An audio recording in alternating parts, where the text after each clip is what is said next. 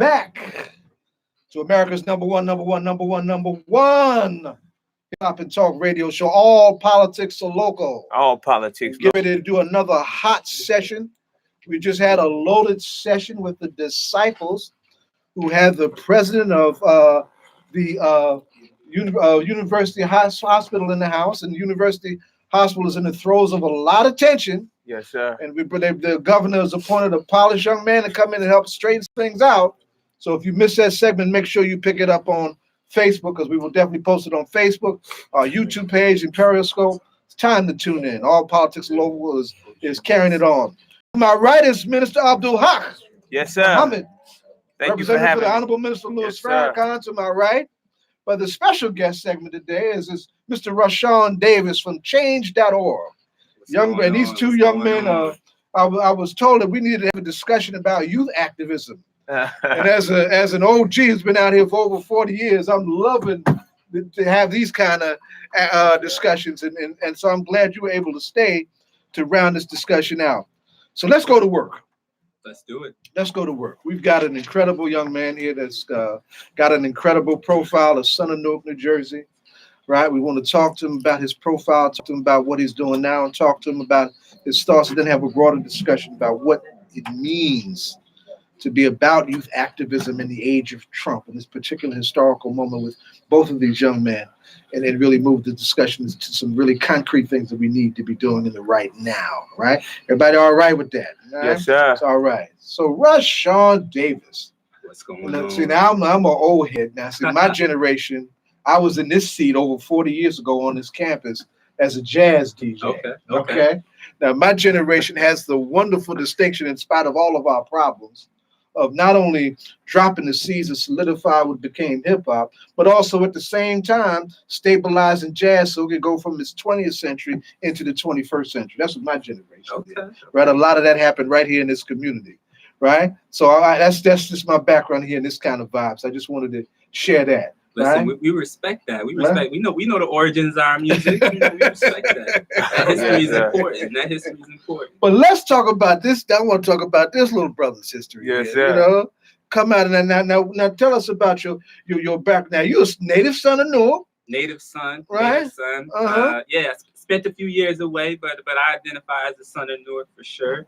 Went to University High School. Home of the Phoenix. We have a great alumni base there. Sure do. Newark is my home, West Ward. Ended up leaving Newark to go to Georgetown. Went to Georgetown and was in DC for a while. Y'all got to hear this. Okay. Right? Georgetown is not, mom and pop store on the corner. Georgetown is one of the most highly regarded higher institutions in this country, and particularly in that area. Right? So given all the pains, the growing pains that this town has gone through in the last 50 years. When you hear a young man from Newark, New Jersey say that he's his son of Newark from the West Ward, and still committed to his town and had an opportunity to go to Georgetown, we need to talk about Georgetown. All right. We need to talk about your experience in Georgetown. How did that happen for you? That's first, right? Because we want young people to listen to this. We got young people working with us to understand that there is more to this earth than what we have in Newark. Right, absolutely. I think for me, right, like one of the beautiful things about this city is like I am who I am because so many people sacrificed for me, right? Like I remember being at university, and when I started university, I didn't even know what Georgetown was, right? Like I didn't know where it was. I never heard of the university. I had heard of other schools on like movies and TV, but I didn't really know what it was. And I had a community at university, a community of teachers, guidance counselors, my mom, my community who were like, listen, we want you to do better. We want you to go to college, right? And I talked to my principal and I talked to some teachers and I'm like, what are my options? And they're listen, son, shoot for the stars. And so I applied to a bunch of schools, Georgetown included. And when I say the community came out for me, they did. They wrote my recommendation. Right, like they helped me take a visit to Georgetown, and so, I whenever I was down there, I was talking about Newark, right? And people talk about it takes a village to raise a child. And it does. I was really raised by a village, right? And so I'm grateful for that. What did you get out of University High School? 2010. That's a few years ago. God, no. Y'all so damn that's a decade ago, man. That's a decade. I'm going on my 10-year reunion. Oh my God! Yeah. Tell us about some of your teachers that stood out for you. Are you still in contact with some of the teachers? A few. One is actually here with me. Chad Montague was a teacher of mine. Oh, that's the connect. Yeah, all right. That's the connect. Okay. So Chad was a teacher of mine at university. My senior year, he came along, and Chad and I just really connected because at that time, I was taking a couple law academy classes at university. I was debating at university, and so I knew I wanted to do something around like policy. Now y'all know I'm pinch hitting for the great Jonathan Austin. I'll let you know. That's right. So Austin was one of the coaches. That out. Got to give him that shout out. Shout out to Austin because he was one of the debate coaches in Newark, a huge one. He has a huge legacy here. Yes, he does. Very proud of Jonathan. But Chad and I connected, and so right after I went to Georgetown, Chad and I stayed close, and we stayed in connection. And when I told them my senior year at Georgetown that, listen, I think I want to run for city council in Newark. You know, I want to be the youngest to do it. You know, I had no idea like what I was doing or how it was going to turn out. That's all right. And Chad supported me. You know, he was like, you know what? You know, he gave me a little run around. I had to convince him a few times that I was serious and I had a plan. But, you know, he signed on to be my campaign manager, and we did some amazing things. And we Now, how old were you when you ran? I was 21. So, listen, I'm the youngest person ever to be registered on a municipal ballot in Newark. Now, I got to tell you something. It's a very similar story. The young man, and I can still call him a young man because I've known him since he was a little kid. Right. Our beloved Mayor Rashawn Baraka was only 24. Yeah. He didn't even know how to take the tags off his suit, Abdul. You hear what I'm trying to tell you? Sir. When he came out in his first attempt to run for office, to challenge Sharp James, to let those old heads know that a new day was coming if they didn't clean up house. Right. So that's a healthy tradition in this town. It is. And it took me leaving Newark for some time, right? And when I was in DC, DC was really a renaissance moment for me because I got to DC and I saw a lot of this stuff up close, activism, and I was down there during the time of like Trayvon Martin when that incident happened. And folks were marching on City Hall. That's right. And I got to intern in City Hall in DC, and so I got to see a lot of this stuff up close. And I'm like, you know, they're doing some amazing things here in DC, and it's people of color, right? It's like Black and brown people who are building this city. And I'm like, what's happening in my own city, right? And so I did my homework. I read about, you know, just the long tradition in Newark of people standing up and saying, like, we're going to carry this mantle to the next generation. And I'm saying, why not me? Well, DC, let's just unpack that a little more. That's loaded because, my generation was calling DC Chocolate City. Yeah. The first and the mother of so many chocolate cities. Right. And of course, we've got we have other higher education traditions in DC. I mentioned Mayor Baraka in his run. You know, Mayor Baraka is a son of the Howard University tradition, as is his father, as is a whole lot of us. My mother was a Howard University daughter. You know, so DC has always had that nucleus of energy and activity, and there's real fight to try and claim what's left of our hoods in DC as the town goes through gentrification. Are you paying attention to what's happening with Georgetown now on the question of race? Yeah, so so these questions have always been around, like institutions like Georgetown, right? Like, and I would say the great thing that Georgetown has done, right, that a lot of other institutions haven't done, is that it stepped up and said, listen, we have a checkered history that like slaves helped build this university. Went right to what I want to talk about. Come on, bring it on out. And they stepped up and they admitted that. And of course, like I know Black students on campus from when I was there and from after really fought for that acknowledgement, and that acknowledgement happened, and a lot of great things after. So now I believe if you are found to be a descendant of one of, I think there's about 200 or 300 slaves that Georgetown owned at one point. And they sold it to help keep the university afloat when it was having some financial troubles. And so I think now the policy is if you are sort of a descendant of that group and you get into Georgetown, that you get to attend for free. Wow. You get a scholarship. And I mean, yeah, that's a step. That's a step. That's a step. Sure. That's A small step, Yes, right. but it's a step. But an important step, Yes, sir. nonetheless, right? Small You know, I step, mean, but a step. George, for an elite institution just to make that admission, Right. Yes, sir. right at a time when the U.S. government, who has had its hands in so much bloody business, including our ancestors' captivity over several centuries, who still will not even acknowledge Yes, that sir. it's important enough for an apology. Yes, sir. We do have to acknowledge that that step was taken. Yeah.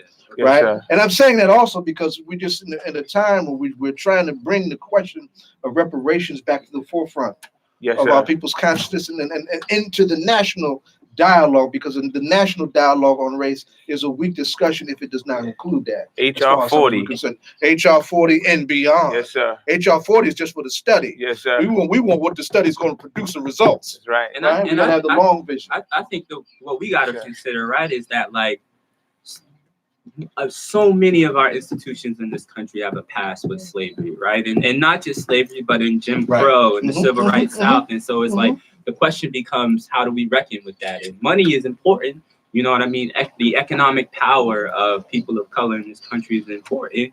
But what also is important are those acknowledgments, right? Like, are we going to acknowledge those things in history? Because for so long, that history was erased and people were actively trying to erase that history of this country, right? Like, I remember being a kid and you look in a social studies textbook and slavery was a few pages, right? And so, like, I don't think this country has yet to really acknowledge the full extent of what that experience was. And so when you see institutions like a Georgetown, like other places, step up and say, like, listen, first things first, this is where we went wrong, I think that's huge. Yes, sir.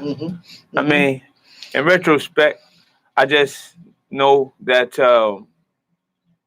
we can never be compensated for what our ancestors suffered. There's no amount of money for the evils and the atrocities that have been committed against the black man and woman of this country.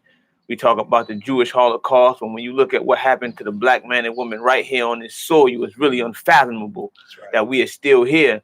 So one of our brothers said, give me the free labor of one black person for 1 year, I would be a rich man. Then he said, give me the free labor of a dozen black people for 1 year, I would be a very rich man. He said, give me the free labor of millions of black people for 250 years, then I would be America. That's right. So it is because of America's, it's because of America's past that America, as you and I know, it is in grave trouble. That it is in. That's right. Right. She in grave trouble, and not because of the nuclear capabilities of some foreign government, but America, in fact, is in grave trouble because of an internal rotten decadence that has sentenced this nation to the ignominy, the shame, and disgrace that many of the former nations have gone to before her. If we are looking at the biblical and the prophetic traditions of Babylon and ancient Egypt and ancient Rome, and we see what was done to them because of what they did to the oppressed and the poor, then we can only prophesy and see then what do we expect to come to a country that has been as evil and as malicious and as diabolical and as sadistic as this country. And we don't say this out of hate, but we say this out of the spirit of revolution, because there never was a time in history when men and women of conviction did not have to go against the tide of world thought and or public opinion, which consequently brought down upon themselves great suffering in order to establish a new truth and or a new idea. Nat Turner was a man like that. Denmark Vesey was a man like that. Ida B. Wells was a woman like that.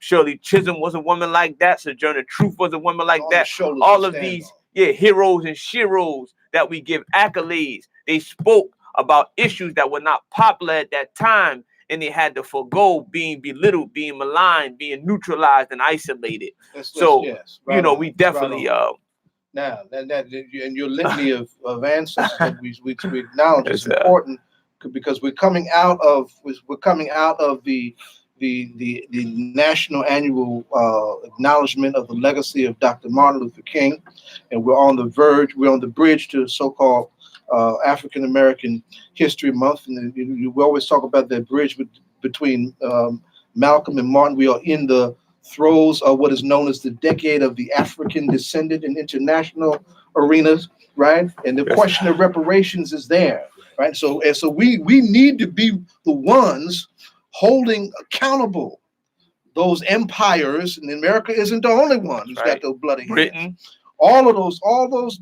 areas right. where our people have been captive and been oppressed and are still oppressed.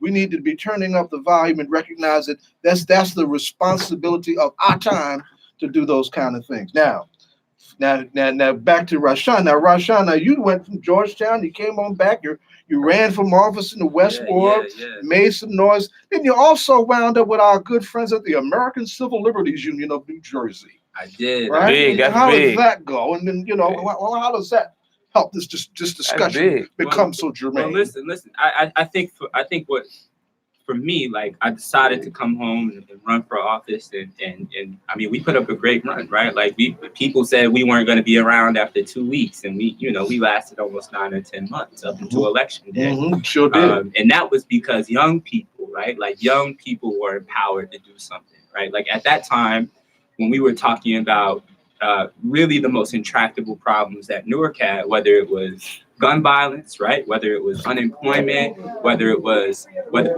education, what you're really talking about are issues that disproportionately affect young people. That's right. And so we don't see enough young people in the political process. We don't see enough young people in the civic space. And so shout out to, Mayor Barack, who's done a lot on that to get young people engaged. Yes. And at that time when we ran, we just had so many young people who were fueled by that, who said, like, I'm going to come and support you.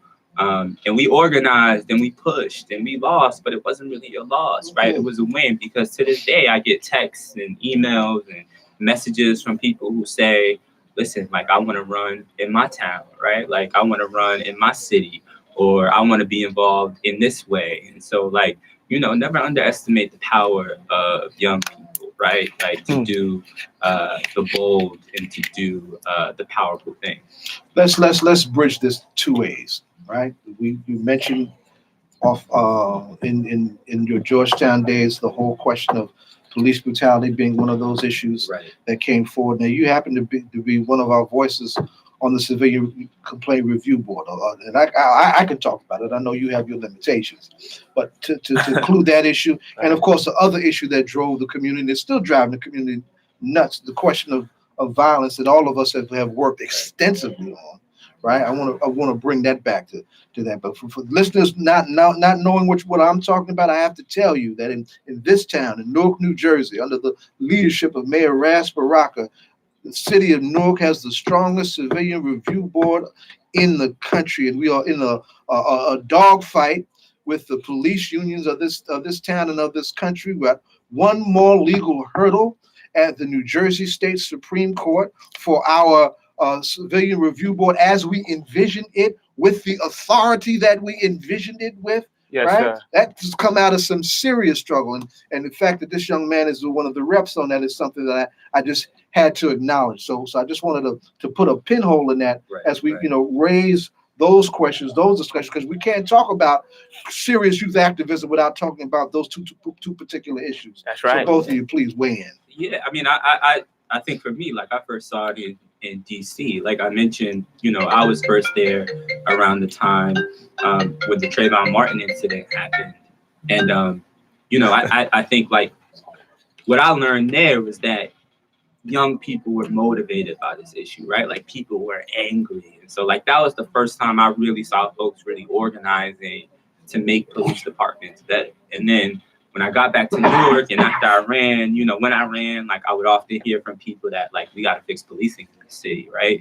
And then you also learn about the history, right? That people in this city have been fighting for better policing since 1964. Exactly. And so, like, there's a long history here. You learn about that. And then when you're actually in the work, and I know you know this too, when you're actually in the work, you realize that this is not a police people thing, right? This is about the culture of these places, right? And so you find there are police officers in this department who also will say, I want this to be a better department, right? There are a bunch of officers who say, I would venture to say the majority of officers will say, like, I want this to be a better department, right? And so, there's I wanted to shout out to ACLU while you're making that point, because one of the things that the ACLU did, and people misunderstand the ACLU. They think of the ACLU as a legal clinic. That's not what it is. Right. The ACLU is a policy-driven vehicle on legal issues that are important to the safeguards and the advance of democratic practice. And that's what the ACLU they have does. authored some great studies. Oh yeah, some great research. I was trying to get somebody in tonight. We got to some great studies, get the ACLU great in research on some of the policy work that they've done. Civil rights and civil liberties. The petition that the ACLU did. I mean, we were on the streets handling those corruption in those police cases, but they were documenting it in a way that was packageable and presentable to the Justice Department, and that got that federal monitor in here. That got the new mayor, Ras Baraka, to sit down and to tell the police department that we are going to have this consent decree because we're gonna clean this up on our watch. That's right. Right. So that's why we're in the space that we're in, and of course, underneath that, of course, is that civilian review board fight that we're talking about. So that's really important. Well, Appreciate it. Come on, jump on. Let me just say. History, as I'm taught by my leading teacher, is all of our studies. Best qualified, the most attractive and best qualified to reward our research as it develops the springs and motives of human actions, which displays the consequences of circumstances, which operates most powerfully on the destinies of the human being. So consequently, if you don't know what was, you can't know what is, and you'll be ill prepared for what is yet to come.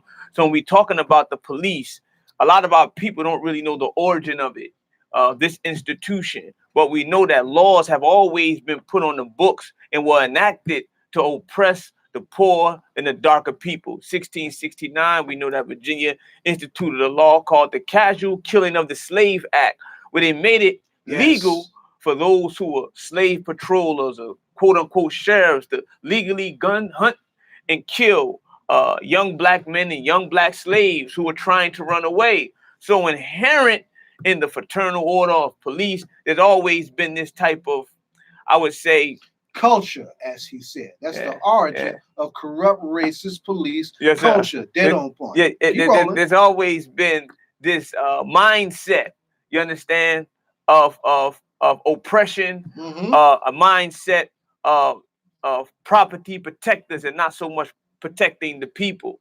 A study was done by Michigan, I believe it was Michigan and Rutgers, where they was outlining the 6 leading causes of death for young black men in America. And police brutality or police killing was the number 6 leading cause of death for young black men in America. And number 1 were accidental deaths. And by accidental deaths, they meant drug overdoses and car accidents. So while it is very important and very imperative that we talk about police killing of young black men and young black women, young Hispanic men and young Hispanic women in general, we must begin to talk about these self-destructive behaviors, you understand? Because again, police killing was the number 6 cause of death, but accidental deaths was actually number 1. And again, that led to drug overdoses and accidental car accidents. So we've been living stuff very, that's not accidental. Let's use that. We've been living very recklessly. To this whole question of violence very recklessly that we got in our community too, because that's driven by that, the crusher of white supremacy on our skulls and inside our heads that have us hating each other so much so that it's easy for me to walk up to you and put a 9 in your head, right? I might do sometime, but I ain't gonna do as much as if I kill that white boy down the street that got some money, who's taking money out of our community. Right? Don't tell everybody get no crazy ideas from what I just said, but I want y'all to understand that question. But these questions, these things are all related. The police as a body, as an institutional body, was created to control the movement of the so-called free black and to preserve the paradigm of privilege that is white supremacy. Right? So and psychologists call it the psychology of settler colonialism, to dominate and tie all that together. Now, on the question of violence, when you were running, we had the NABC up and popping strong. Right. We had 155 weeks of straight protest on the question of violence. And of course, Ras helped initiate that. And, that was one of the things that we pushed. And we've got all these services that we've developed some that y'all just talked about in the last segment to help keep this movement. So keep this moving in institutional ways to respond to it. But in the end, we have to be able to create those paradigms where we are educating our people and other people out of their racism, out of our racial self-hate, so we can break those chains and begin to live as functional, normal human beings. But we're not there yet. That's right. So the question is, using Martin's language, where do we go from here? Well, I think in a lot of ways, right? Like we have to look at, and if we're talking practically, right? Like how do we solve violence? The question becomes like, what is the root of the violence, right? That's right. And there are sounds like a public health emergency.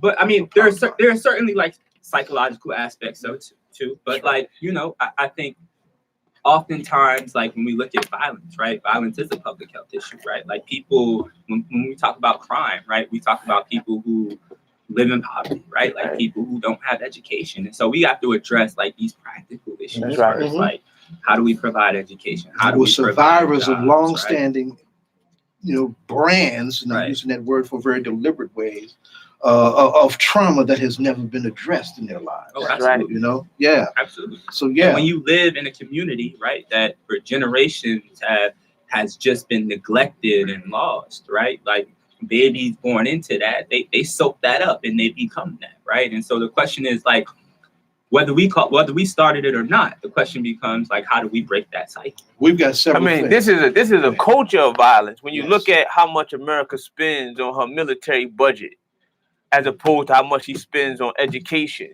you understand? So this whole civilization and society was built on violence. So you can't stop violence at the bottom if you don't first want to stop violence at the top. So, quoting Dr. King, whose birthday we just celebrated, he quoted Victor Hugo. He said, "If the soul is left in darkness, sins will be committed.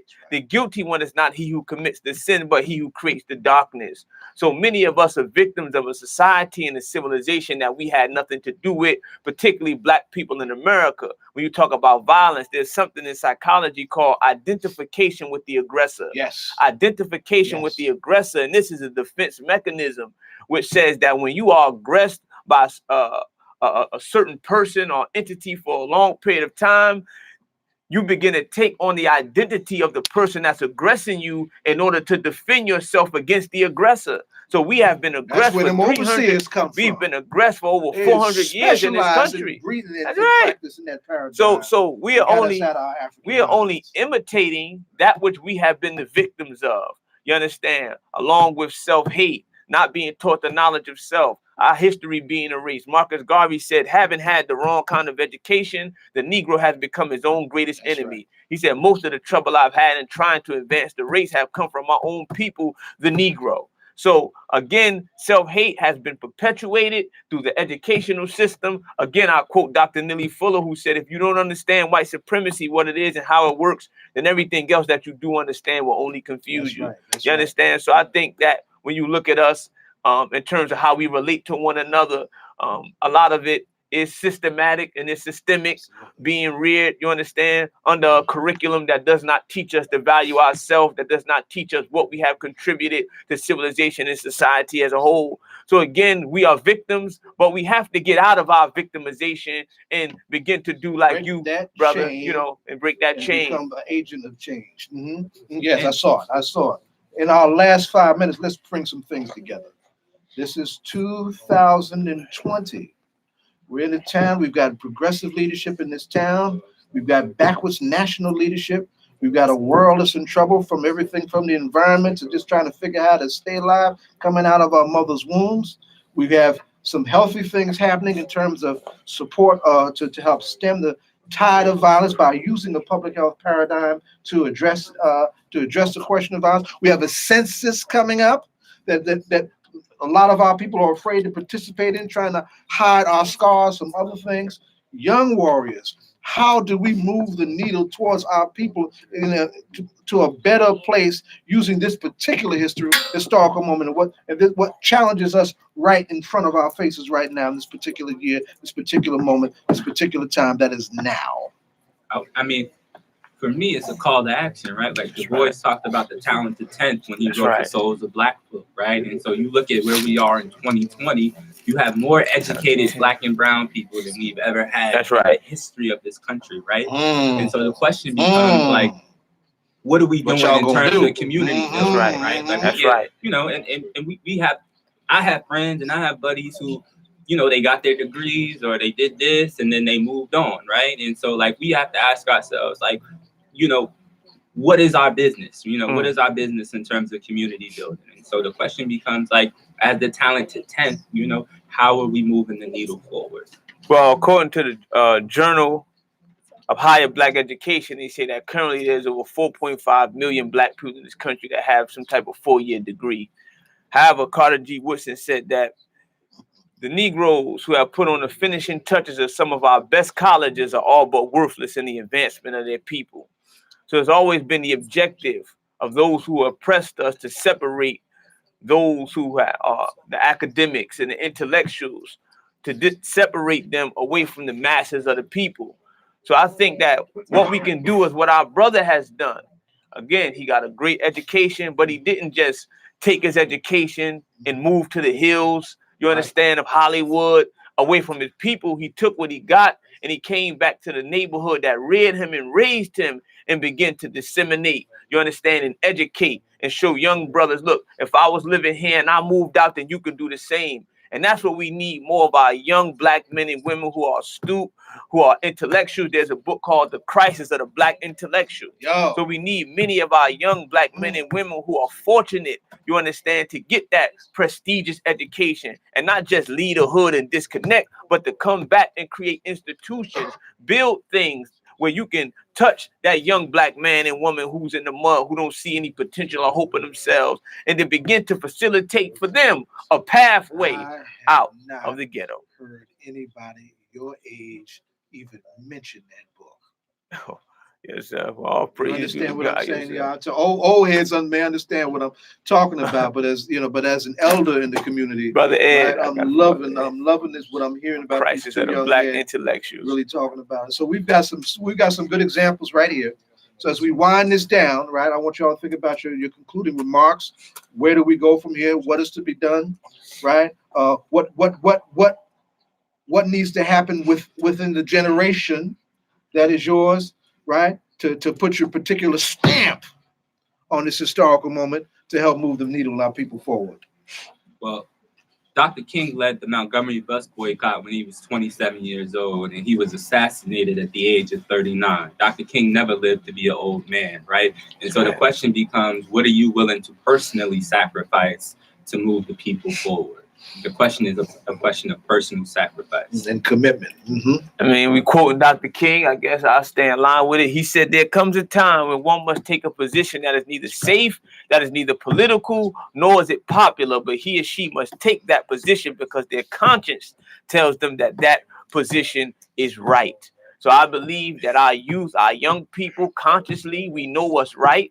We know what must be done, but now we got to get off our hind part, stop being couch potatoes, and go out in the street. I mean, it's good to be on Twitter, it's good to be on Instagram, it's good to be on Facebook, but we got to be more interactive. Can you imagine more what on the Marcus street? Garvey would have done with we got to all be the social media? We got to be more on the ground. There wouldn't have been no booty shaking. Let me say this, no and as our brother did, and as our brother did, our young people, go join an organization if you ain't gonna make one your own. You understand? That will help you develop and grow your talent, your gift, your skill, and your passion so that you can harness it and be a force to be reckoned with. See that organization in front of you. Make your own. You got two people who agree with you, get busy and create it yourself. That's right. Thank you, brother. Right? Okay. We got to ask you the golden questions. This is your first time with us, right? This is my first time. So we got to ask you the question before you get up out of this door, right? What is your favorite hip-hop artist? Or who is your favorite hip-hop artist? That's a tough one. For your age, I'm sure it is. But you got somebody up in there. Who you go to first? Right now, the way I'm feeling this year is definitely J. Cole. Okay. Yeah. All right. Right now. We're hearing some of the contemporary voices. Yes, at this moment. Get some love. That's right. DJ Rattle. Listen, J. Cole been saying some real stuff. Yes. That's right. Okay. That's right. That's right. Wow. Well, right on. So Rashawn, you're welcome, right, to the All Politics and Local family. We need you to keep doing what you're doing. right? We will be posting everybody in terms of this Yes, work. sir, that we got Rashawn. Thank you, brother. Continuing going on this Y'all for front. having me. Thank You know, y'all for having me. you're a young voice on the CCRB, right? And that's important. That's important because that's the age group that's catching most of the hell from the popo, right? So you definitely need to be there. So we want to thank you. Y'all give yourselves a round of applause. Man, give our thank you, guests brother. a round of applause. Thank you. Strong session, right? And we'll be back. We're getting ready for DJ Rhino's next segment. You are listening to All Politics Are Local, America's number one hip hop talk radio station right here at Rutgers Newark. We'll be back in a Mississippi minute. We'll see you in the world. Thank you. Man, thank you, brother.